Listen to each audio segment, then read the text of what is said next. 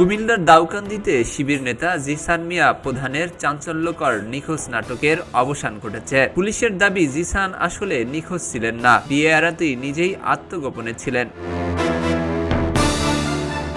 পুলিশের তথ্য মতে কয়েক মাস আগে ফেসবুকে এক বিধবা নারীর সঙ্গে জিসানের পরিচয় ও প্রেমের সম্পর্ক গড়ে ওঠে। পরে বিয়ের আশ্বাস দিয়ে একাধিকবার শারীরিক সম্পর্ক স্থাপনের অভিযোগ ওঠে তার বিরুদ্ধে। এতে ওই নারী অন্তঃসত্ত্বা হলে তাকে গর্ভপাতের জন্য চাপ দেওয়া হয় বলেও অভিযোগ রয়েছে। ভুক্তভোগীর পরিবার জানান, ভুক্তভোগীকে হুমকি দিয়ে গর্ভপাত করানো হয় এবং এ ঘটনায় জিসানের কয়েকজন সহযোগীর সম্পৃক্ততার তথ্য পুলিশ তদন্তে পাওয়া গেছে। পরে ওই নারী বিয়ের জন্য চাপ দিলে 12 জুন বিয়ের আশ্বাস দেন জিসান, কিন্তু তার আগের রাতেই তিনি আত্মগোপনে যান এবং নিজের চাচাতো ভাইয়ের মাধ্যমে থানায় নিখোঁজের জিডি করান বলে দাবি পুলিশের। 5 মাস পূর্বে ফেসবুকের মাধ্যমে দাউদকান্দি এলাকায় একটি মেয়ের সাথে জিসান মিয়া প্রধানের পরিচয় হয়।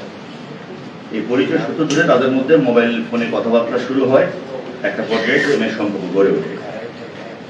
আমরা আরো জানতে পারি যে গত 20/5/2026 তারিখে দাউদকান্দি থানাধীন জিসান, যিনি নিখোঁজ ছিলেন, তার ভাড়া বাসায় ভিকটিম মেয়েটিকে জিসান মিয়া ধর্ষণ করে এবং মেয়েটি ধর্ষণের শিকার হয়। পরবর্তীতে বিভিন্ন সময়ে এই জিসান মিয়া প্রধান মেয়েটিকে বিয়ের প্রলোভন দেখিয়ে শারীরিক সম্পর্ক করে। মডেল থানার ভারপ্রাপ্ত কর্মকর্তা ওসি আব্দুল বারী বলেন, নিখোঁজের অনুসন্ধানের এক পর্যায়ে কুমিল্লার লাকসাম এলাকা থেকে জিসানকে উদ্ধার করা হয়। এরপর ভুক্তভোগী নারী দাউকান্দি মডেল থানায় উপস্থিত হয়ে জিসানকে প্রধান আসামি করে ধর্ষণ ও ধর্ষণের সহযোগিতা ও ভ্রূণ নষ্ট করার অভিযোগে মামলা করেন। বর্তমানে আসামি কুমিল্লা জেলা গোয়েন্দা পুলিশের হেফাজতে রয়েছেন।